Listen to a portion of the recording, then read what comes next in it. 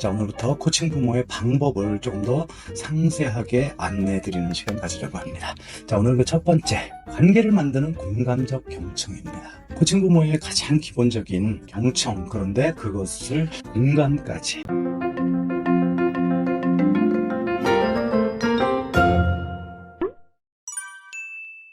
안녕하세요. 소통의 채널의 홍성민입니다. 우리 그동안 코칭 부모에 대한 이야기도 많이 했었고요. 부모-자녀 관계 지수, 그리고 목표 성향 느껴지시나요? 모든 지금까지 제가 부모 코칭 영역에서 드린 말씀에 한 군데로 집결되는 그런 것이 있었죠. 바로 코칭 부모.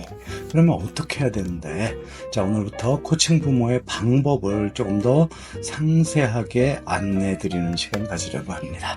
자, 오늘 그 첫 번째, 관계를 만드는 공감적 경청입니다. 코칭 부모의 가장 기본적인 경청, 그런데 그것을 공감까지. 일단 제가 한자 하나 화면에 보여드립니다. 바로 들을 청자죠. 이 들을 청자는요, 그 한자 속에 아주 오묘하게 여러 가지 뜻이 담겨 있어요. 듣는다라는 말은 귀로 듣는 거니까 귀이가 들어있죠. 근데 귀이 밑에 무슨 자가 있어요? 임금 왕자가 보입니다. 오, 왕이 말하는 걸 듣는 거래요. 오, 귀 기울여 들어야 되겠죠. 딴짓하면 큰일 나겠죠. 왕이 말하는 걸 들어라. 왕이 말하는 걸 듣듯이 들어라. 기본이죠. 그런데 그것만 가지고도 부족합니다. 실제로 우리 사극이나 이런 데 보면 왕이 말할 때 그 뭐 눈 마주치고 합니까? 다 고개 숙이고 하죠. 그러다 보니까 오른쪽에 귀자 오른쪽에 열십의 눈목자가 있습니다. 눈목을 뉘어놨네요. 10번은 쳐다보랍니다. 왕이 말할 때조차도 10번은 쳐다보래요. 현대적으로 해석을 한다면 단지 10번 횟수의 문제가 아니라 눈 맞춤하고 들어라, 이런 이야기죠. 그리고도 부족해서 밑에 또 있습니다. 한일의 마음심입니다. 마음까지 하나가 되도록 들어라. 그것이 듣는 거다. 들을 청. 한자 들을 청의 오묘한 그 뜻을 함께 살펴봤습니다. 그러면 어떻게 해야 되는지 일단 경청의 3단계부터 정의를 해보도록 하죠. 1단계는 몸으로 듣기예요. 몸으로 듣기. 몸으로 듣기 어떻게 해야 되죠? 일단 상대방과 눈 맞춤하라 그랬죠. 상대방을 향해서 몸을 돌리고 눈 맞춤하면서 고개 끄덕여도 좋고요. 뭐 무릎을 쳐도 좋고요. 내 몸을 정말 상대방이 내가 잘 듣고 있어 라는 걸 알려줄 만큼 몸으로 들어라. 2단계는요, 입으로 듣기예요.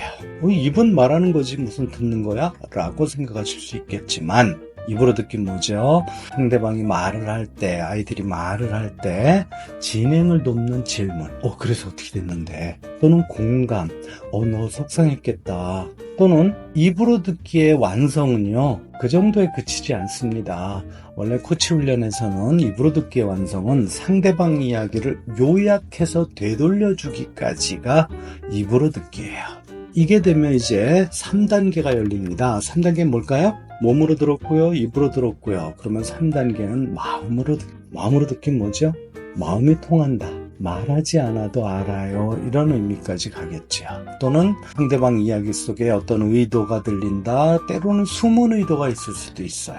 감정도 들어줘야 되고요. 때로는 숨은 감정도 있어요. 말하지 않은 행간을 읽는다라는 이야기 하죠. 거기까지 드러내는 게 마음으로 듣기입니다.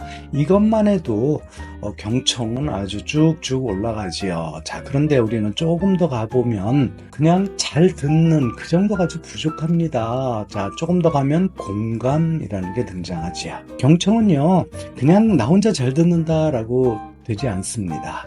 우리가 딴짓하면서도 잘 들을 수는 있어요. 그러나 이것은 경청이 아니다라는 거죠. 잘 듣고 있음을 상대방도 알아야 돼요. 알려줘야 돼요. 그리고 더 나아가서 상대방이 자신의 감정에 공감한다. 아이들이, 우리 자녀가 밖에서 어떤 일이 있었어요. 집에 와서 엄마한테 하소연을 합니다. 그러면 우리 부모는 뭘 해야 돼요? 그 아이 감정에 공감을 해줘야만 하는 거죠. 야, 이 바보야, 그럴 땐 이렇게 했어야지 라는 말이 필요한 게 아니에요. 공감이 필요합니다.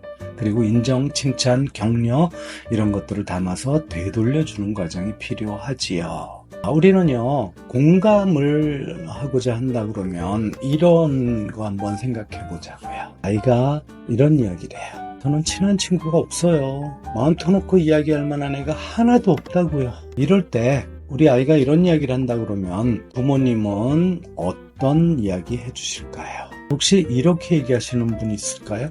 넌 사교성이 부족하구나. 야, 친구가 없으면 어때? 대신 공부를 열심히 하면 되지.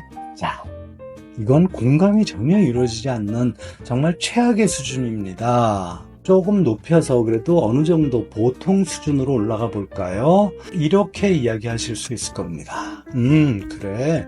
마음 터놓을 만한 친구가 없다고? 터놓고 이야기할 만한 친구가 없으니까 외롭겠구나. 아까에 비하면 굉장히 수준 높아졌죠? 그러나 아직 부족합니다. 보통 수준이에요. 그러면 이제 높은 수준의 공감이 이루어지려면 어떻게 하면 좋을까요? 일단 그 감정 자체를 공감해 줄 필요가 있겠죠. 아이의 감정은 뭐죠? 지금 이런 이야기를 하는 아이의 감정 상태는 외로움이죠. 자, 그걸 공감해 줘야 되겠죠. 많이 외롭겠구나. 근데 그 감정은 왜 생겼을까요? 바로 거기에 집중하셔야 되는 거죠. 마음 맞는 친구가 있어서 우정을 나누었으면 좋겠단 말이지. 자, 아이가 바라는 건 그거죠. 마음 맞는 친구 그 자체가 중요한 게 아니에요. 그 친구와 우정을 나누고 뭔가 함께 할 수 있기를 바라는 거죠. 거기까지 읽어주는 게 바로 공감의 높은 수준이 됩니다. 그러면 우리 아까 경청의 3단계 정의한 거 기억나시죠? 1단계 몸으로 듣고 2단계 입으로 듣고 3단계 마음으로 듣자. 여기에 이제 공감 4단계가 있어요. 경청 3단계에 더해서 공감 4단계는요. 1단계 아이의 말 중에서 핵심 키워드를 반복합니다. 아이가 뭔가 하소연을 하고 투덜거리고 뭔가 이야기를 할 때 그 아이의 말 중에 핵심 키워드를 찾아서 반복해 주는 거예요. 아, 그래, 너 이러이러한 일이 있었단 말이지. 2단계는 그 아이들이 하는 말 중에서 어떤 감정이 느껴질 거예요. 그 감정을 단어로 표현해 주는 겁니다. 아이들은요, 이 감정, 자기 감정이 뭔지 정확하게 단어로 표현하는 거 정말 어렵습니다. 못해요. 자, 우리가 느껴지는 그 감정을 단어로 이야기하는 거예요. 그리고 3단계는 그 감정을 읽었다면 그 감정을 만들어낸 욕구 또는 의도가 있을 거죠.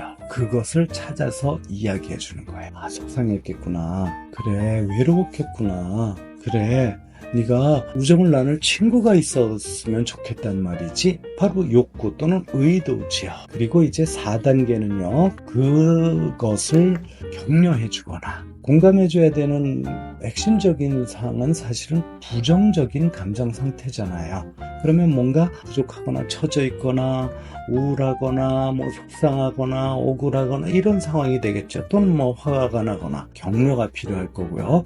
두 번째 더 좋은 방법이 있어요. 질문을 하는 겁니다. 쭉 경청 3단계 그리고 공감 4단계를 거쳐서 3단계까지 왔다면 마지막에 욕구 의도 이야기를 했죠. 어떻게 하면 좋을까? 또는 뭐 너의 친구들 중에 이런 상황에 잘 대처하는 친구는 어떻게 할 것 같아? 뭐 이런 질문을 통해서 아이가 스스로 생각하게 하는 거죠. 여기가 공감 4단계였습니다. 오프라인에서 저와 강의로 만난다라고 하면 이것보다 조금 더 실습을 통해서 직접 해보실 수 있겠지만 오늘은 여기까지 경청 3단계와 그리고 공감 4단계 합쳐서 경청과 공감 7단계입니다. 꼭 기억하시기 부탁드립니다. 자녀의 관계가 일단 좋아지기 시작합니다. 자, 오늘은 경청과 공감에 대한 이야기 정리해 드렸습니다. 지금까지 소통형 채널의 홍성민이었습니다. 고맙습니다.